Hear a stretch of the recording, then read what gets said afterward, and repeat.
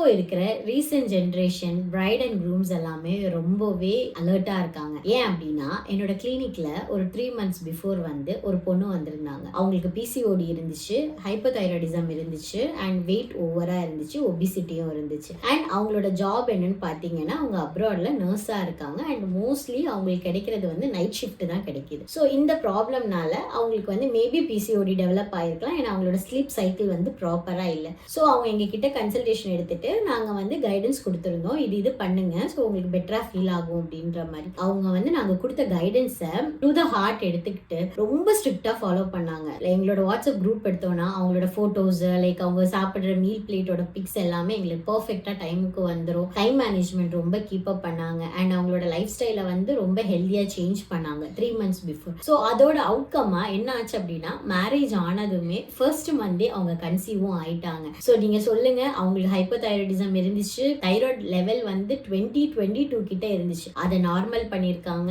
பிசிஓடியை reverse பண்ணிருக்காங்க, இன்னைக்கு கன்சீவும் ஆயிட்டாங்க. ஸோ நம்ம குழந்தைக்காக ஆசைப்படுறது ஒரு நார்மலான விஷயம், பட் அதுக்காக நம்ம பாடியை எவ்வளவு செட் பண்றோன்றது அது ரொம்ப பெரிய விஷயம். ஸோ அந்த விஷயத்துல நீங்க ஏதாச்சும் லாகிங்கா இருந்தீங்கன்னா கண்டிப்பா இந்த வீடியோ பாருங்க, இதை ஒரு மோட்டிவேஷனா நீங்க எடுத்துக்கோங்க and please work on your body. It's will definitely help you to pregnant naturally. So இந்த வீடியோ உங்களுக்கு பிடிச்சிருந்தா லைக் பண்ணி ஷேர் பண்ணுங்க அண்ட் யாராச்சும் ரொம்ப நாளா இந்த மாதிரி இஷ்யூஸ்ல வந்து இருந்துட்டு இருந்தாங்கன்னா உங்களுக்கு இந்த வீடியோவை மறக்காம ஷேர் பண்ணி கொடுங்க. தேங்க்ஸ் ஃபார் வாட்சிங். பை.